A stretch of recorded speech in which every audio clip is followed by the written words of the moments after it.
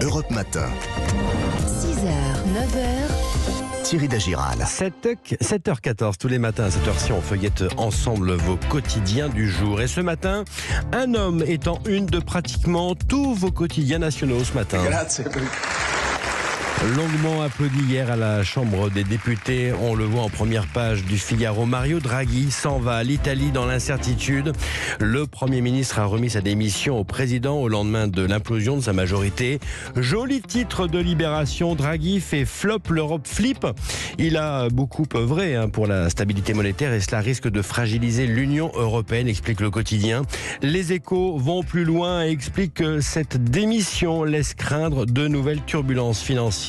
Italie, le vertige titre enfin la Croix avant de diriger le pays. Draghi présidait la Banque Centrale Européenne. Il avait stoppé net la tempête spéculative qui menaçait l'existence de l'euro et avait sauvé l'Europe d'un mauvais pas.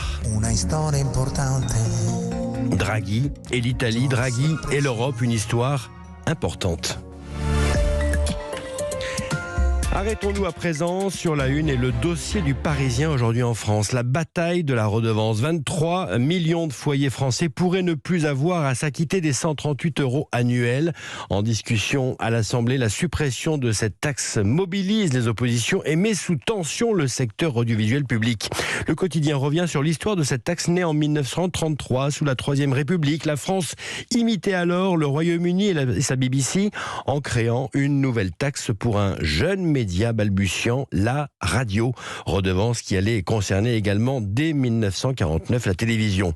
Cette redevance rapporte 3,2 milliards à l'État, 11% de fraude enregistrée en 1999 et 35% des Français qui souhaitent la conserver, cette redevance, mais sous une autre forme, notamment au profit d'une plus grande progressivité de son montant en fonction des revenus.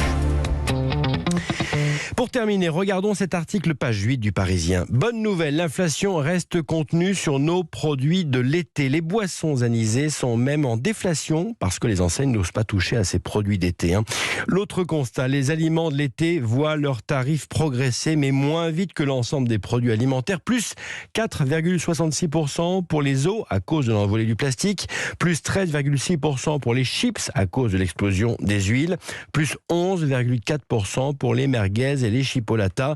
Enfin, il reste ce produit de l'été des fortes chaleurs. Alors on regardait les bateaux, on suçait des glaces à l'eau. Et mieux vaut consommer des sorbets en effet, car le prix des crèmes glacées est loin de fondre. Il faut observer le prix du lait plus 5% et bien sûr l'augmentation du prix de la crème plus 6,5%. Enquête à lire donc dans le Parisien aujourd'hui en France, page 8.